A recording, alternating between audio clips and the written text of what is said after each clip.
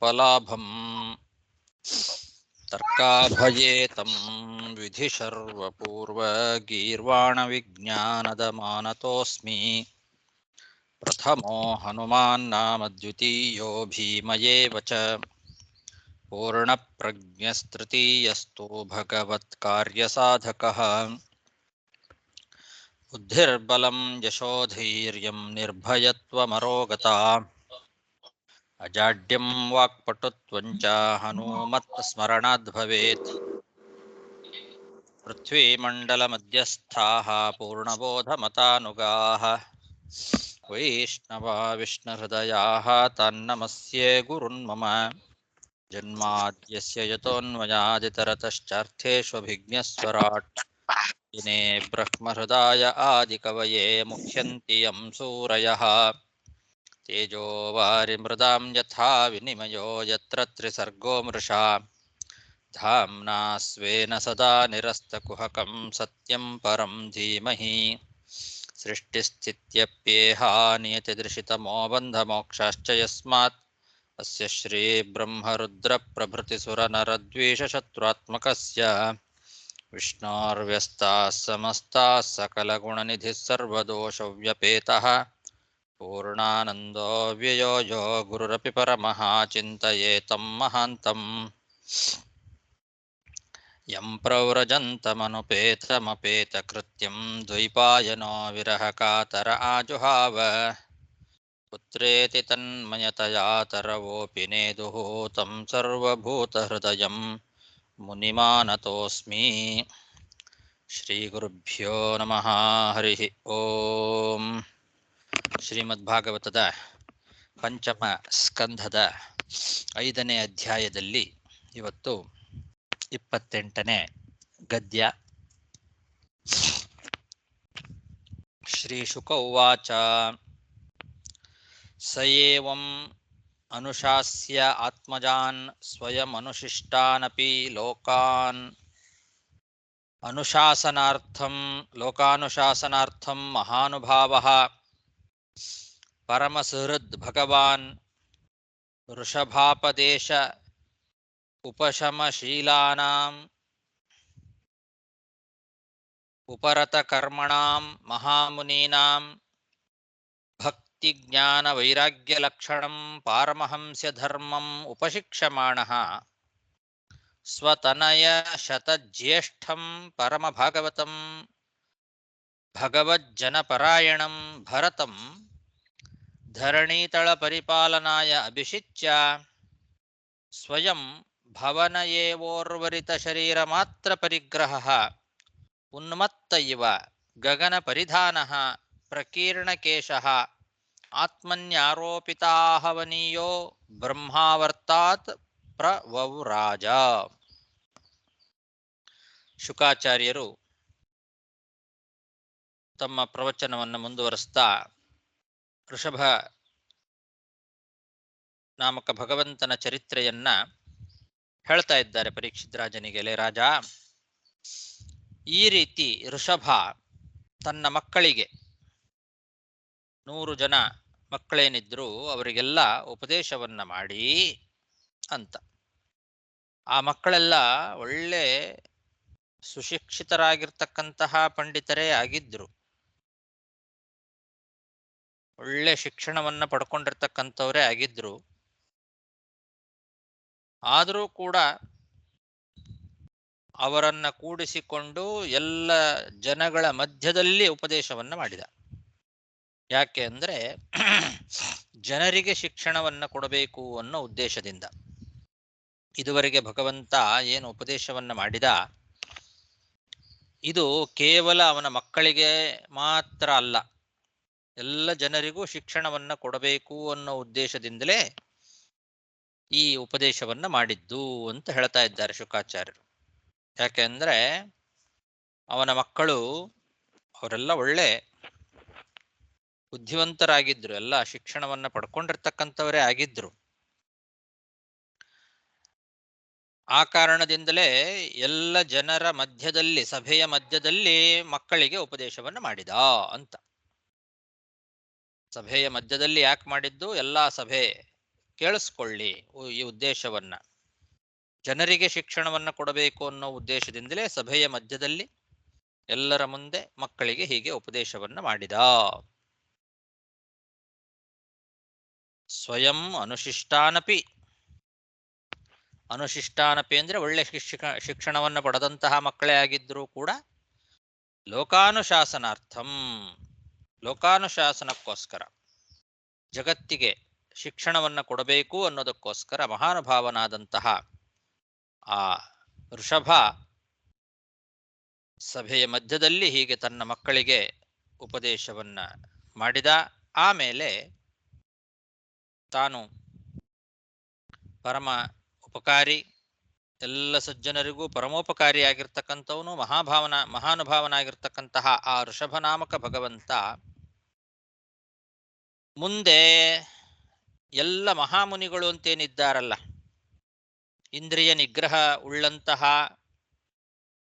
ಕಾಮ್ಯಕರ್ಮವನ್ನ ಬಿಟ್ಟಂತಹ ಮಹಾಮಹಾಮುನಿಗಳಿಗೂ ಕೂಡ ಭಕ್ತಿ, ಜ್ಞಾನ, ವೈರಾಗ್ಯ ರೂಪವಾಗಿರ್ತಕ್ಕಂತಹ ಸನ್ಯಾಸ ಧರ್ಮವನ್ನ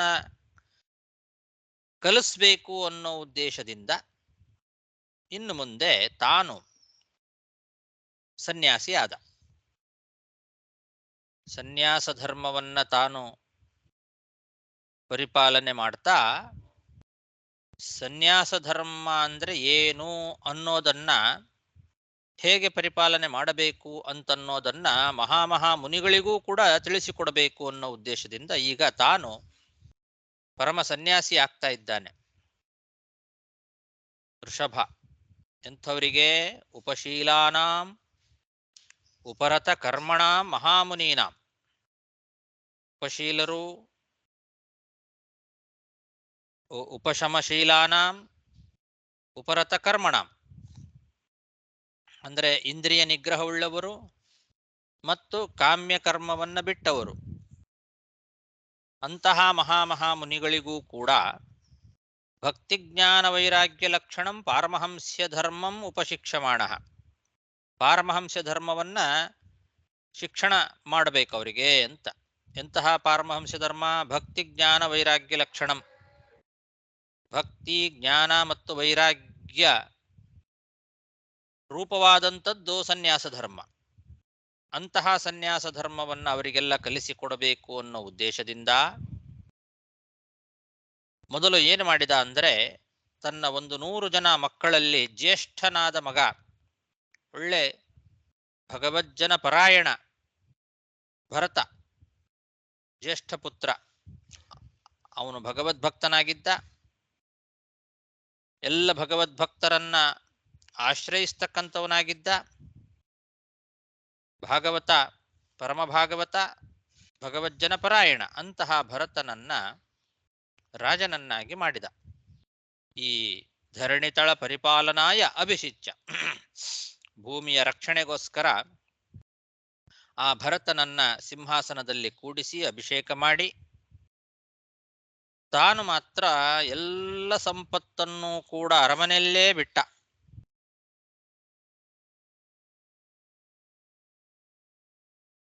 ಎಲ್ಲ ಸಂಪತ್ತನ್ನು ಅರಮನೆಯಲ್ಲಿ ಬಿಟ್ಟು ಕೇವಲ ಉಳಿದಂತಹ ತನ್ನ ಶರೀರವನ್ನ ಮಾತ್ರ ಪರಿಗ್ರಹಣ ಮಾಡಿ ಹೋದ ಅಂತೆ. ಶರೀರ ಮಾತ್ರ ಪರಿಗ್ರಹ ಅಂತ, ಉರ್ವರಿತ ಶರೀರ ಮಾತ್ರ ಪರಿಗ್ರಹ, ಎಲ್ಲವನ್ನೂ ಮನೆಯಲ್ಲೇ ಬಿಟ್ಟು ಸ್ವಯಂ ಭವನೇ ಏವ,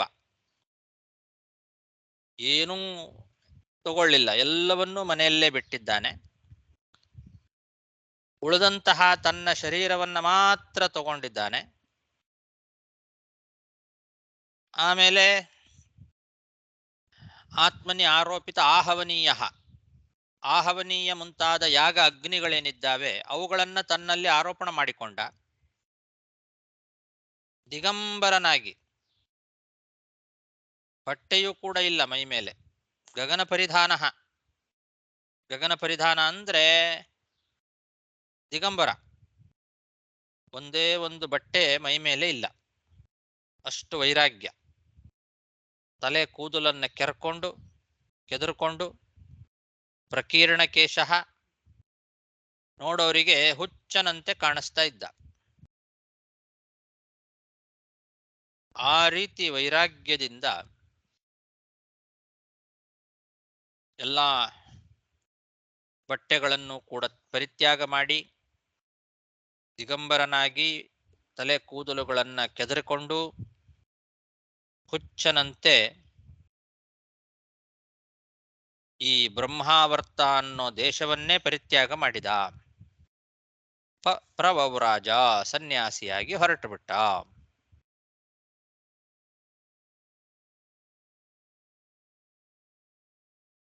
ಸಯೇವಂ ಅನುಶಾಸ್ಯ ಆತ್ಮಜಾನ್ ಸ್ವಯಂ ಅನುಶಿಷ್ಟಾನ್ ಅಪಿ ಲೋಕಾನುಶಾಸನಾರ್ಥಂ ಮಹಾನುಭಾವಃ ಪರಮಸುಹೃದ್ ಭಗವಾನ್ ಋಷಭಾಪದೇಶ ಉಪಶಮಶೀಲಾನಾಂ ಉಪರತ ಕರ್ಮಣಾಂ ಮಹಾಮುನೀನಾಂ ಭಕ್ತಿಜ್ಞಾನ ವೈರಾಗ್ಯಲಕ್ಷಣಂ ಪಾರಮಹಂಸ್ಯಧರ್ಮಂ ಉಪಶಿಕ್ಷಮಾಣಃ ಸ್ವತನಯ ಶತಜ್ಯೇಷ್ಠಂ ತನ್ನ 100 ಜನ ಮಕ್ಕಳಲ್ಲಿ ಜ್ಯೇಷ್ಠನಾದ ಪರಮ ಭಾಗವತಂ ಭಗವಜ್ಜನ ಪರಾಯಣಂ ಭರತಂ ಧರಣೀತಳ ಪರಿಪಾಲನಾಯ ಅಭಿಷಿಚ್ಯ ಸ್ವಯಂ ಭವನೇ ಏವ ಉರ್ವರಿತ ಶರೀರ ಮಾತ್ರ ಪರಿಗ್ರಹಃ ಉನ್ಮತ್ತಃ ಇವ ಗಗನ ಪರಿಧಾನಃ ಪ್ರಕೀರ್ಣ ಕೇಶಃ ಆತ್ಮನಿ ಆರೋಪಿತ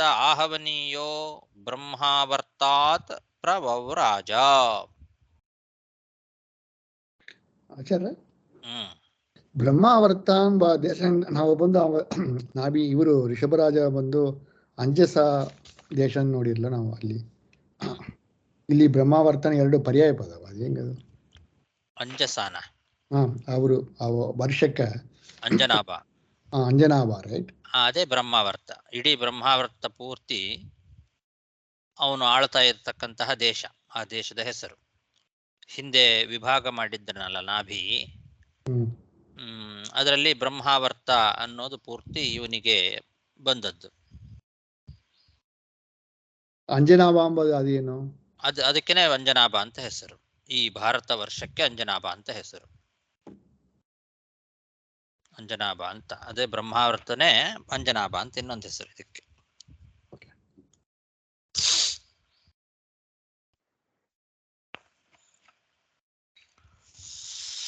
ಜಡಾಂಧ ಮೂಕ ಬಧಿರ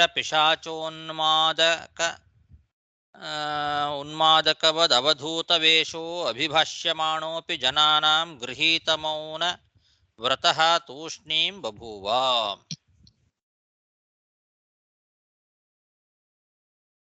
ಹಿಂದೆ ಉನ್ಮತ್ತಃ ಇವ ಅಂತ ಹೇಳಿದರು.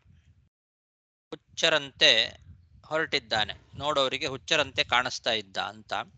ಅದನ್ನೇ ಮತ್ತೆ ಇಲ್ಲಿ ವಿವರಣೆ ಮಾಡ್ತಾ ಇದ್ದಾರೆ. ಜಡ,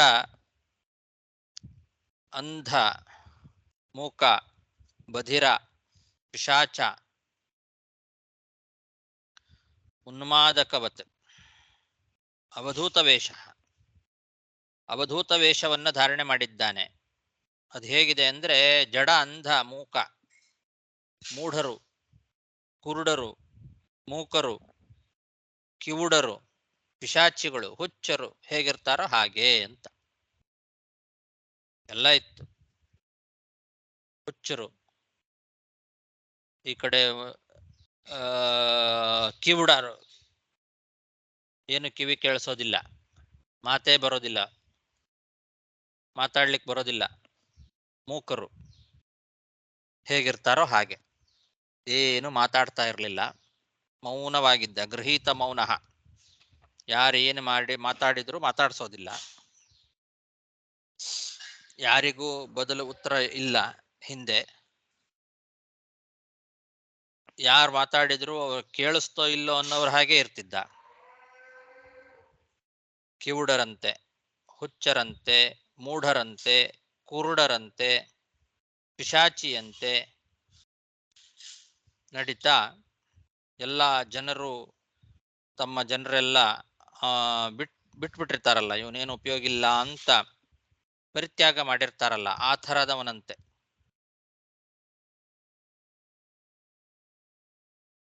ಅಭಿಭಾಷ್ಯಮಾಣೋಪಿ ಜನಾನಾಂ ಗೃಹೀತ ಮೌನಃ, ಜನರು ಮಾತಾಡಿಸಿದ್ರೂ ಕೂಡ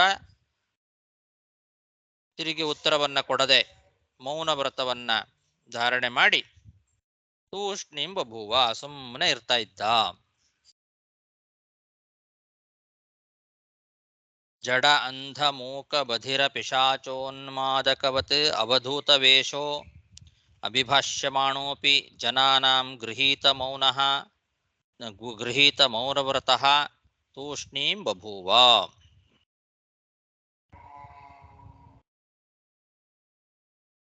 ತತ್ರ ತತ್ರ ಪುರಗ್ರಾಮ ದುರ್ಗಾಕರ ಖೇಟ ಖರ್ಪಟ ಶಿಬಿರ ವ್ರಜ ಘೋಷ ಸಾರ್ಥ ಗಿರಿವನಾಶ್ರಮಾದಿಷು ಅನುಪಥಂ ಅವನಿಚರಾಪಸದೈಃ ಪರಿಭೂಯಮಾನೋ ಮಕ್ಷಿಕಾಭಿರಿವ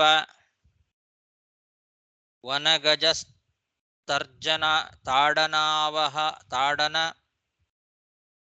ಅವಮೇಹನ ನಿಷ್ಠೀವನ ಗ್ರಾವ ಶಕ್ರದ್ರಜಃ ಪ್ರಕ್ಷೇಪಣ ಕೋತಿವಾತ ದುರುಕ್ತೈಃ ತದವಿಗಣಯನ್ನೇವ ಅಸತ್ಸಂಸ್ಥಾನಃ ಏತಸ್ಮಿನ್ ದೇಹೋಪಲಕ್ಷಣೆ ಅಸದಪದೇಶಃ ಅಭಯಾನುಭವಸ್ವರೂಪೇಣ ಸ್ವಮಹಿಮಾವಸ್ಥಾನೇನ ಸಮವರೋಪಿತ ಅಹಂ ಮಮಾಭಿಮಾನತ್ವಾದಖಂಡಿತಃ ಪೃಥಿವೀಂ ಏಕಚರಃ ಪರಿಭಭ್ರಾಮ.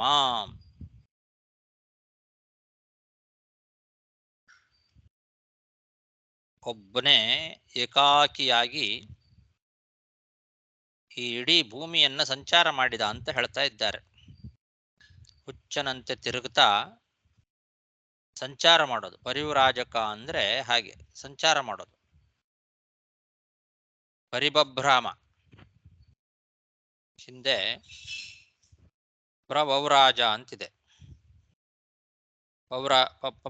ಪ್ರವೌರಾಜ ಅಂದ್ರೆ ಪರಿವ್ರಾಜ, ತಿರುಗೋದು. ಈ ಭೂಮಿಯನ್ನ ಪೂರ್ತಿ ತಿರುಗಾಡ್ತಾ ಇದ್ದಾನೆ. ಹುಚ್ಚರಂತೆ ದಿಗಂಬರನಾಗಿಯೇ ಅಲ್ಲಲ್ಲಲ್ಲಿ ನಗರ, ಹಳ್ಳಿ, ಕೋಟೆ, ಬೇಡರು ವಾಸ ಮಾಡಿಕೊಂಡಿರ್ತಕ್ಕಂತಹ ಸ್ಥಳಗಳು,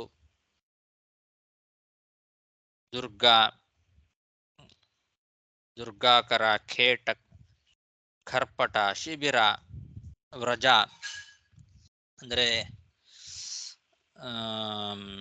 ಗೊಲ್ಲರ ಹಳ್ಳಿಗಳು, ಗೋವುಗಳ ಹಟ್ಟಿ, ಬಟ್ಟೆ ಅಂಗಡಿ, ಸೇನೆಗಳು ಶಿಬಿರಗಳನ್ನು ಮಾಡ್ಕೊಂಡಿರ್ತಾರೆ. ಸೇನಾ ಶಿಬಿರ.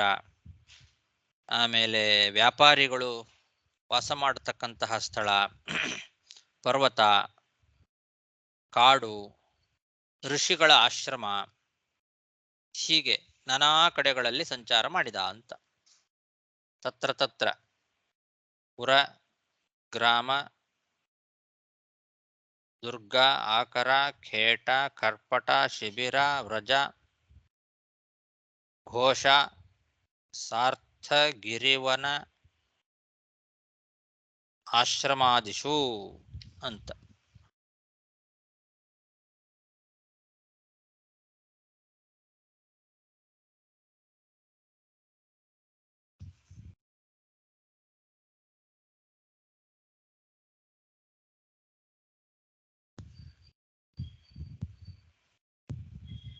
ಖರ್ಪಟ ಅಂದ್ರೆ ಬಟ್ಟೆ ಅಂಗಡಿ.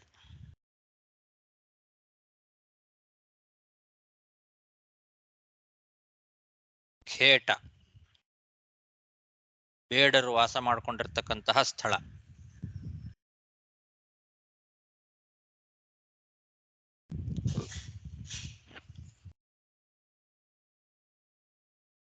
ವ್ರಜ ಅಂದ್ರೆ ಗೋಕುಲ, ಗೋವುಗಳು ವಾಸ ಮಾಡತಕ್ಕಂತಹ ಸ್ಥಳ.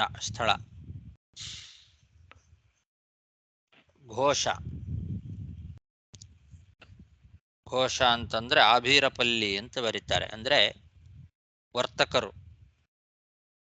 ವ್ಯಾಪಾರಿಗಳು ವಾಸ ಮಾಡಿಕೊಂಡಿರ್ತಕ್ಕಂತಹ ಸ್ಥಳ. ಹೀಗೆ ಎಲ್ಲ ಕಡೆಯಲ್ಲೂ ಸಂಚಾರ ಮಾಡಿದ.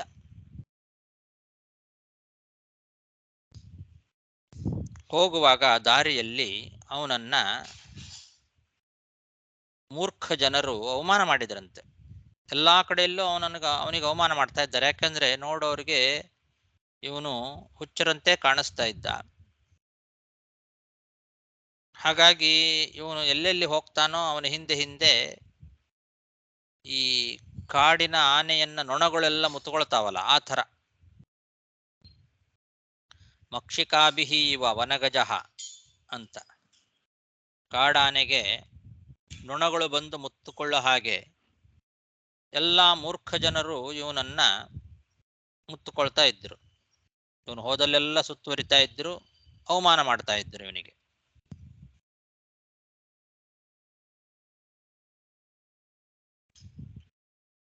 ಏನು ಯಾವ ರೀತಿ ಅವಮಾನ ಮಾಡ್ತಿದ್ರು, ಇವನಿಗೆ ಏನ್ ಮಾಡ್ತಾ ಇದ್ರು ಅಂದ್ರೆ ತರ್ಜನ, ತಾಡನ,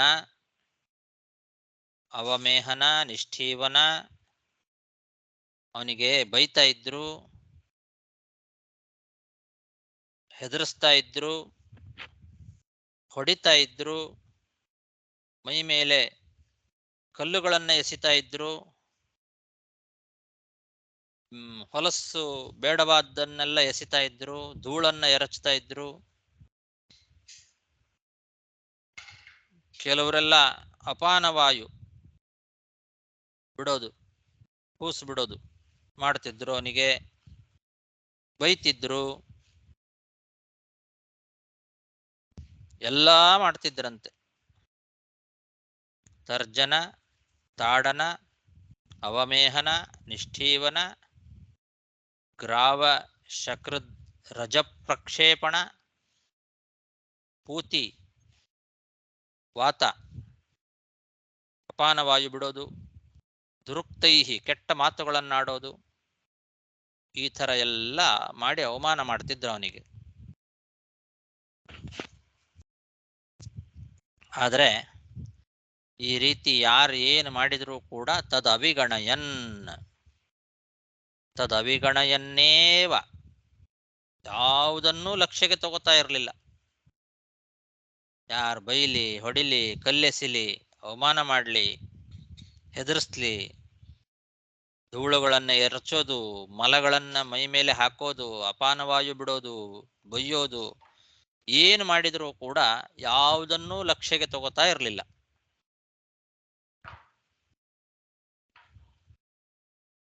ಈ ದೇಹದಲ್ಲಿ ತಾನು ಇದ್ದೂ ಇಲ್ಲದಂತೆ ಇದ್ದ ಅಂತ. ಎಂತಹ ದೇಹ ಅಂದರೆ ಇದು ನಮ್ಮ ಪರವಾಗಿ ಹೇಳ್ತಾ ಇರೋದಿದು. ಮಲಮೂತ್ರಗಳಿಂದ ತುಂಬಿರ್ತಕ್ಕಂತಹ ಜಡದೇಹದಲ್ಲಿ, ಅಮಂಗಳವಾದಂತಹ ಜಡದೇಹದಲ್ಲಿ ಇದ್ದರೂ ಇಲ್ಲದೇ ಇರುವಂತೆ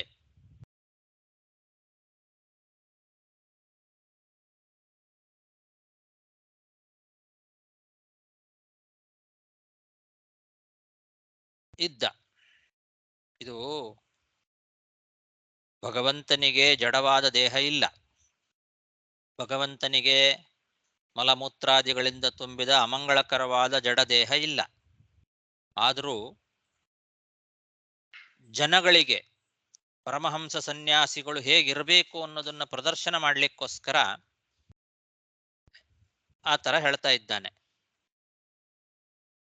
ಮಲಮೂತ್ರಾದಿಗಳಿಂದ ತುಂಬಿದ ಅಮಂಗಳಕರವಾದ ಈ ಜಡದೇಹದಲ್ಲಿ ತಾನು ಇದ್ದರೂ ಇಲ್ಲದೇ ಇರುವಂತೆ ಇರಬೇಕು ಅನ್ನೋದನ್ನ ಪರಮಹಂಸ ಸನ್ಯಾಸಿಗಳಿಗೆ ತಿಳಿಸ್ಲಿಕ್ಕೋಸ್ಕರ ತಾನು ಕೂಡ ಅದೇ ರೀತಿ ಕಾಣುವ ಆ ದೇಹದಲ್ಲಿ ಇದ್ದರೂ ಇಲ್ಲದೇ ಇರುವವನಂತೆ ಇದ್ದ ಅಂತ ಹಾಗರ್ಥ.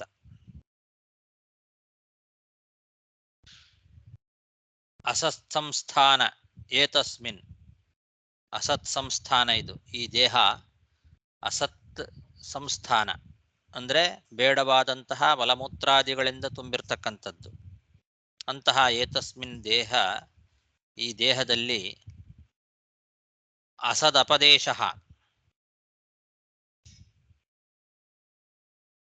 ಜಡವಾದ ದೇಹದಲ್ಲಿ ತಾನಿದ್ದೂ ಇಲ್ಲ ಅಂತ ಲೋಕ ಹೇಳುವಂತೆ, ತನಗೆ ಅಂತಹ ದೇಹ ಇಲ್ಲದೇ ಇದ್ದರೂ ಕೂಡ ಜಡದೇಹವುಳ್ಳಂತಹ ಪರಮಹಂಸ ಸನ್ಯಾಸಿಗಳು ಹೇಗಿರಬೇಕು ಅಂತ ತೋರಿಸಿಕೊಟ್ಟ.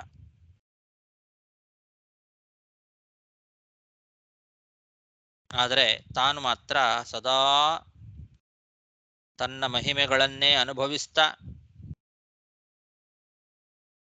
ತನ್ನ ನಿರ್ಭಯ ಸ್ವರೂಪದಲ್ಲಿ ಇರ್ತಕ್ಕಂತಹ ಮಹಿಮೆಗಳೇನಿದ್ದಾವೆ ಸ್ವಮಹಿಮಾವಸ್ಥಾನೇನ ಅಭಯ ಅನುಭವ ಸ್ವರೂಪೇಣ ತನ್ನ ನಿರ್ಭಯವಾದ ರೂಪ ಏನಿದೆ ಅದರಲ್ಲಿರುವ ತನ್ನ ಮಹಿಮೆಗಳನ್ನೇ ತಾನು ಅನುಭವಿಸ್ತಾ ಈ ದೇಹದಲ್ಲಿ ನಾನು ನನ್ನದು ಅನ್ನೋ ಅಭಿಮಾನವನ್ನ ತ್ಯಾಗ ಮಾಡಿ ಏಕಾಕಿಯಾಗಿ ಈ ಇಡೀ ಭೂಮಿಯನ್ನ ಸಂಚಾರ ಮಾಡಿದ. ಪೃಥ್ವೀಂ ಏಕಚರಃ ಪರಿಬಭ್ರಾಮ. ಏಕಚರಃ ಅಂದ್ರೆ ಏಕಾಕಿಯಾಗಿ ಒಬ್ಬನೇ ಈ ಇಡೀ ಪೃಥ್ವಿಯನ್ನ ಸಂಚಾರ ಮಾಡಿದ. ಅಹಂ ಮಮ ಅಭಿಮಾನತ್ವಾದ ಅಖಂಡಿತ. ನಾನು ನನ್ನದು ಅನ್ನೋ ಅಭಿಮಾನವನ್ನ ಪೂರ್ಣವಾಗಿ ತ್ಯಾಗ ಮಾಡಿ ಯಾರೇನಂದ್ರು ಕೇಳಿಸದೇ ಇರುವವನಂತೆ, ಯಾರ ಜೊತೆಗೂ ಮಾತಾಡದೆ ಹುಚ್ಚರಂತೆ ಎಲ್ಲ ರೀತಿಯಾದ ಅವಮಾನಗಳನ್ನು ಕೂಡ ಸಹಿಸಿಕೊಂಡು ಒಬ್ಬನೇ ಏಕಾಕಿಯಾಗಿ ಈ ಇಡೀ ಭೂಮಿಯನ್ನ ಸಂಚಾರ ಮಾಡಿದ.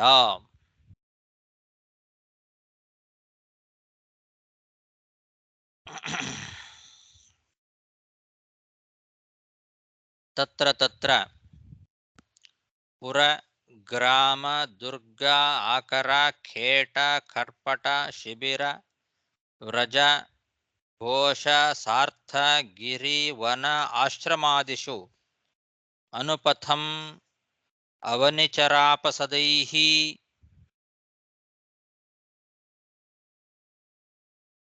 ಪರಿಭೂಯಮಾನೋ ಮಕ್ಷಿಕಾಭಿಃ ಇವ ವನಗಜಃ.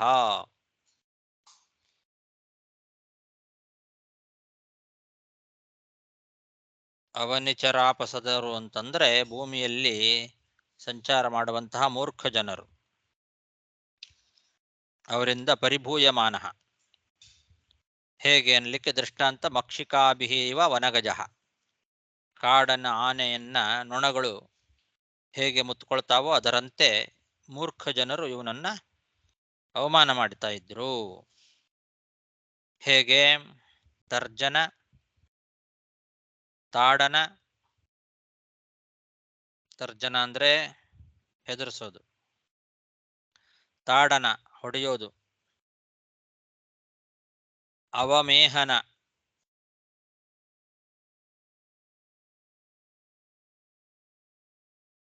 ಮೈ ಮೇಲೆ ಕಲ್ಲೆಸೆಯೋದು, ನಿಷ್ಠೀವನ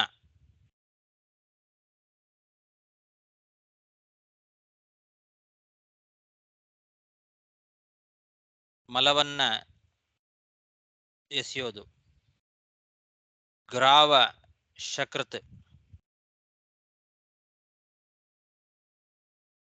ಅವಮೇಹನ, ನಿಷ್ಠೀವನ, ಗ್ರಾವ ಶಕೃತ್ ಕಲ್ಲು ಮತ್ತು ಮಲವನ್ನ ಮತ್ತು ಧೂಳು ರಜಪ್ರಕ್ಷೇಪಣ ಧೂಳನ್ನ ಎರಚೋದು, ಥೂತ್ಕಾರ ಮಾಡೋದು ನಿಷ್ಠೀವನ. ಆಮೇಲೆ ಪೂತಿವಾತ. ಪೂತಿವಾತ ಅಂದ್ರೆ ಅಮೇಧ್ಯ ಅಪಾನವಾಯುವನ್ನ ಬಿಡೋದು.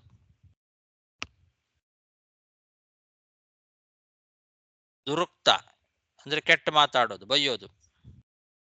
ಇವುಗಳಿಂದ ಪೂತಿವಾತ ದುರುಕ್ತೈಃ ತದವಿಗಣಯನ್ನೇವ ಅಸತ್ಸಂಸ್ಥಾನ ಏತಸ್ಮಿನ್ ದೇಹೋಪಲಕ್ಷಣೆ ಅಸದಪದೇಶಃ ಅಭಯಾನುಭವಸ್ವರೂಪೇಣ ಸ್ವಮಹಿಮಾವಸ್ಥಾನೇನ ಸಮವರೋಪಿತ ಅಹಂ ಮಮ ಅಭಿಮಾನತ್ವಾದಖಂಡಿತಃ ಪೃಥಿವೀಂ ಏಕಚರಃ ಪರಿಬಭ್ರಾಮ. ಎಲ್ಲ ಪದಗಳಿಗೂ ಅರ್ಥ ಆಯ್ತು ಅಂತ ಅನ್ಕೊಳ್ತೇನೆ. 30 ಗದ್ಯ ಆಯ್ತು. ಶ್ರೀಕೃಷ್ಣಾರ್ಪಣಮಸ್ತು. ನಮಸ್ಕಾರ ಆಚಾರ್ಯ. ಹಾ. ಕೆಲವು ಪ್ರಶ್ನೆಗಳು ಬರ್ತವೆ ಆಚಾರ್ಯ. ಇವತ್ತು ಹ್ಮ್ ಋಷಭ ಭಗವಂತ ಒಂದು ಇಂಥ ತರ ಮಾಡಿದರೆ, ಭಗವಂತನ ದೇಹ ಬಂದು ಅದು ಅಪ್ರಾಕೃತ ದೇಹ. ಹ್ಮ್. ಇದು ಸನ್ಯಾಸಿಗೆ ಒಂದು ಹೇಗೆ ಇರಬೇಕು ಅಂತ ಹೇಳ್ತಾನೆ. ಬಟ್ ಇದು ನೋಡಿದ್ರೆ ಕೂಡ ಈ ಅಘೋರಿಗಳು ಅಂತ ಹೇಳ್ತೇವೋ, ಅವರು ಇಂಥ ತರ ಮಾಡ್ತಾರೆ. ಎಷ್ಟೋ ತಪಸ್ವಿಗಳೆಲ್ಲ ಇಂಥ ತರ ಮಾಡ್ತಾರೆ. ಇದು ಏನು ತೋರಿಸ್ತಾ ಇದೆ? ಒಂದು ಕಡೆ ಬಂದು ಇದೆಲ್ಲ ಅಭಿಮಾನ, ದೇಹ ಅಭಿಮಾನ ಇಲ್ಲ ಅಂತ ಹೇಳ್ತಾರೆ. ಅಟ್ ದ ಸೇಮ್ ಟೈಮ್ ಒಂದು ಅಘೋರಿಗಳು ಬಂದು ಅವ್ರು ಮಾಡುವಂತೂ ಅವ್ರ ದೇಹ ಬಂದು ತನ್ನ ತಾನೇ ಬಂದು ತುಂಬಾ ಉಪದ್ರವ ಮಾಡಿಕೊಳ್ತಾರೆ. ಅದು ಸರಿಯಾಗಿಲ್ಲ. ಏನು ಸಂದೇಶ ಏನು ಇಲ್ಲ ಆಚಾರ್ಯ? ಹೇಗೆ ತಗೋಬೇಕು ಇದು?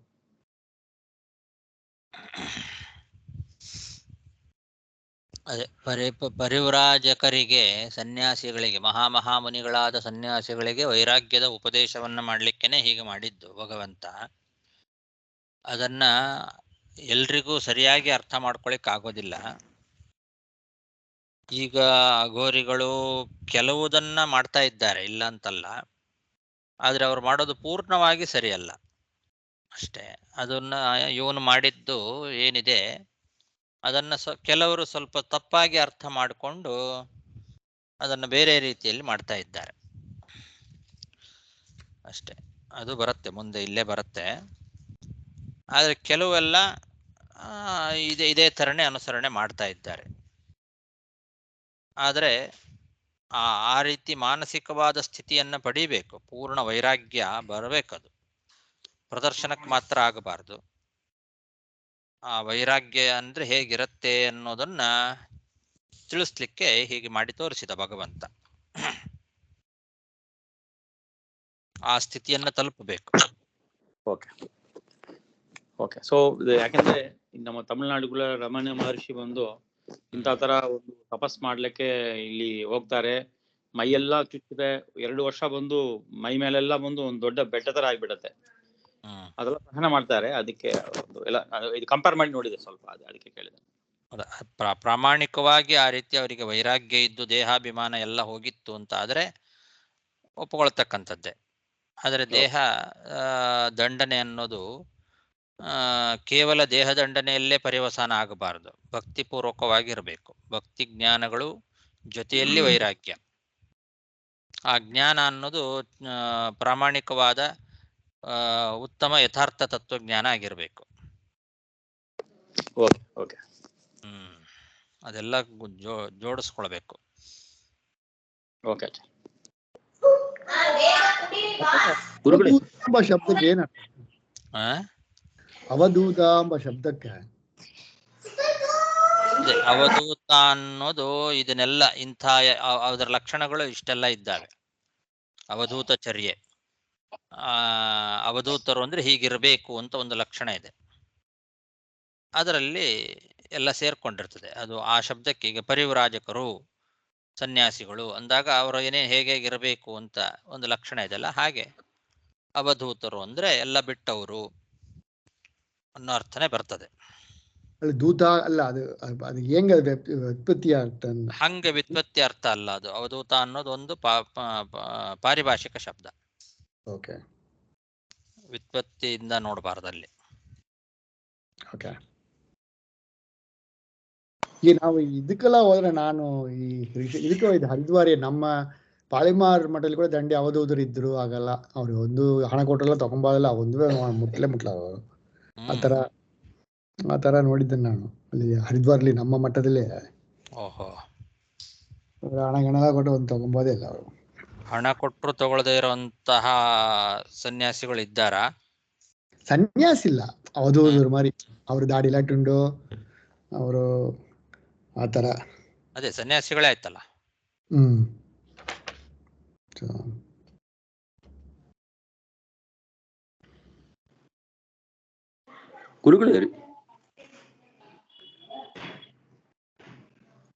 ಗುರುಗಳೇ, ಹಾ ಹೇಳಿ. ಅಲ್ಲ, ಋಷಭನಾಮಕ ಪರಮಾತ್ಮ ತನ್ನ ಮೊದಲ ಮಗನಾದ ಭರತನಲ್ಲಿ ಇದೆಲ್ಲ ಮಾಡಬೇಕು ಅಂತ ಹೇಳಿ ಉಪದೇಶ ಮಾಡ್ತಾನ. ಹೇಗೆ ಅದು ಅರ್ಥ ಮಾಡೋದು? ಸರಿಯಾಗಿಲ್ಲ, ಅರ್ಥ ಆಗಿಲ್ಲ. ಮಕ್ಕಳಿಗಲ್ಲ ಇದು, ಮಕ್ಕಳಿಗೆ ಮಾಡಿದ ಉಪದೇಶ ಅಲ್ಲ ಇದು. ಇದು ಹಿಂದೆ ಹೇಳಿದ್ದು ಮಕ್ಕಳಿಗೆ ಮಾಡಿದ ಉಪದೇಶ. ಅದೆಲ್ಲ ಮಾಡಿ ಆಮೇಲೆ ಈಗ ಅವನು ಮಾಡ್ತಾ ಇರೋದು ಪರಮಹಂಸ ಸನ್ಯಾಸಿಗಳು ಹೇಗಿರಬೇಕು ಅನ್ನೋದನ್ನ ಜಗತ್ತಿಗೆ ತಿಳಿಸ್ಲಿಕ್ಕೆ, ಪರಮಹಂಸ ಸನ್ಯಾಸಿಗಳಿಗೆ ಉಪದೇಶ ಮಾಡ್ಲಿಕ್ಕೋಸ್ಕರ. ಅದು ಭರತನ ಮುಖಾಂತರ ಇದು ಮಾಡ್ತಾ ಇರೋದು ಇವಾಗ. ಇಲ್ಲ, ಭರತನ್ಗೆ ರಾಜ್ಯಭಾರದಲ್ಲಿ ಜವಾಬ್ದಾರಿಯನ್ನು ಕೊಟ್ಟು ಅವನ್ ಬಿಟ್ಟು ಅಲ್ಲಿ ಹೊರಟು ಬಿಟ್ಟ. ಸರಿ. ಭರತನಿಗೆ ಹೇಳಿದ್ದಲ್ಲ ಇದು. ಭರತನಿಗೆ ರಾಜ್ಯದ ಜವಾಬ್ದಾರಿಯನ್ನು ಕೊಟ್ಟು ಅವನಿಗೆ ರಾವಣನ ರಾಜನನ್ನಾಗಿ ಮಾಡಿ ಅಲ್ಲಿಂದ ತಾನು ಹೊರಟ. ಸರಿ. ಹೊರಟು ಈ ರೀತಿ ಮುಂದೆ ಸಂಚಾರ ಮಾಡಿದ. ಅದು ಮಾಡಿದ್ಯಾಕೆ ಅಂದ್ರೆ ಅದು ಇವರಿಗೋಸ್ಕರ, ಯಾರಿಗೆ? ಉಪಶಮಶೀಲಾನಾಂ ಉಪರತ ಕರ್ಮಣಾಂ ಮಹಾಮುನೀನಾಂ ಭಕ್ತಿ ಜ್ಞಾನ ವೈರಾಗ್ಯ ಲಕ್ಷಣ ಪಾರಮಹಂಸ ಧರ್ಮಂ ಉಪಶಿಕ್ಷಮಾಣ. ಪರಮಾತ್ಮನೇ ಈ ತರ ನಟನೆ ಮಾಡಿದಾನ? ಹೌದು, ಭಗವಂತನೇ ಈ ರೀತಿ ನಟನೆ ಮಾಡಿ ತೋರಿಸಿದ್ದು ಮುನಿಗಳಿಗೆ ಪರಮಹಂಸ ಧರ್ಮ ಅಂದ್ರೆ ಏನು ಅನ್ನೋದನ್ನ ಶಿಕ್ಷಣ ಮಾಡ್ಲಿಕ್ಕೋಸ್ಕರ. ಮಹಾಮುನಿಗಳಿಗೆ, ಇವರಿಗಲ್ಲ. ಭರತಲ್ಲಿ ರಾಜನಾಗಿ ಪರಿಪಾಲನೆ ಮಾಡ್ತಾ ಇದ್ದಾನೆ ಅಲ್ಲಿಗೆ. ಹೌದೌದು, ಅವನಿಗೆ ರಾಜ್ಯಭಾರದ ಜವಾಬ್ದಾರಿಯನ್ನೆಲ್ಲ ವಹಿಸಿಕೊಟ್ಟು ರಾಜ್ಯಭಾರವನ್ನು ಹೇಗೆ ಮಾಡಬೇಕು ಅನ್ನೋದನ್ನ ಅವನಿಗೆ ಮೊದಲೇ ಹೇಳಿ ಉಪದೇಶ ಮಾಡಿ ಆಗಿದೆ. ಅವನಿಗೆ ಅದರ ಕೊಟ್ಟು ಆ ಜವಾಬ್ದಾರಿ ಅವನು ಮಾಡ್ತಾ ಇದ್ದಾನೆ. ಇನ್ನು ಮುಂದೆ ರಾಜ್ಯಭಾರ ಭರತ ಮಾಡ್ತಾನೆ, ಅದನ್ನ ಮುಂದೆ ಬರುತ್ತೆ ಅವನ ಚರಿತ್ರೆ.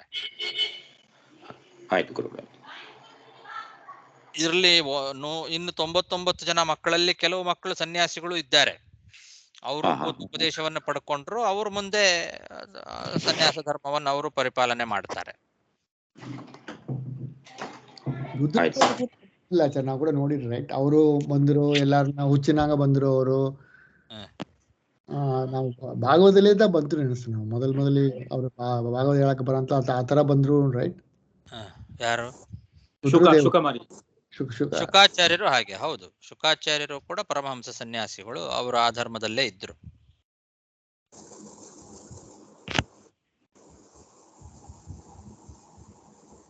ನಮಸ್ಕಾರ ಗುರುಗಳೇ.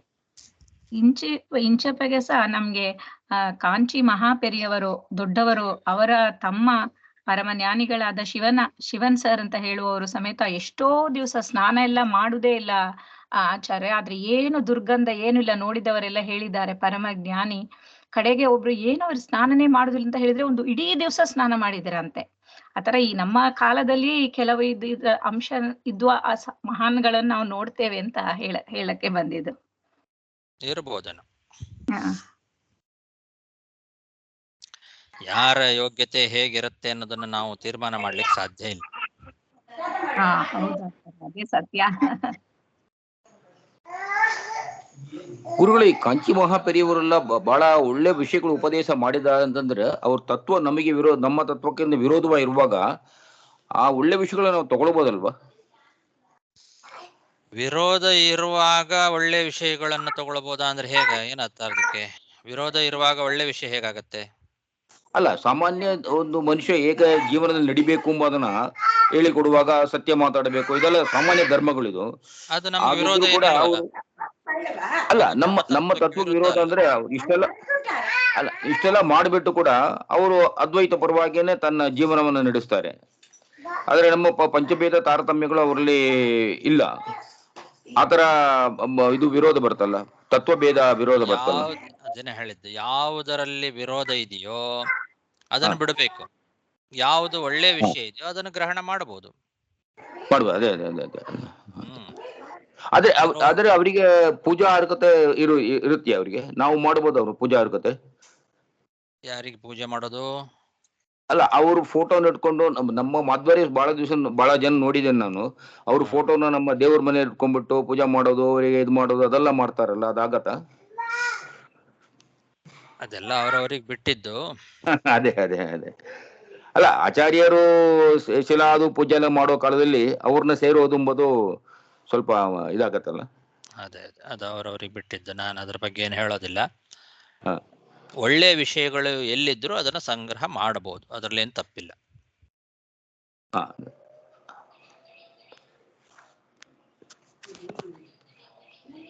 ನಮಸ್ಕಾರ. ನಮಸ್ಕಾರ ಆಚಾರ್ಯ. ಹರೇ ಶ್ರೀನಿವಾಸ. ನಮಸ್ಕಾರ ಗುರುಗಳೇ. ನಮಸ್ಕಾರ ಆಚಾರ್ಯ. ಹರೇ ರಾಮ. ನಮಸ್ಕಾರ ಗುರುಗಳೇ. ಹರೇ ನಮ. ನಮಸ್ಕಾರ ಗುರುಗಳೇ. ನಮಸ್ಕಾರ ಗುರುಗಳೇ.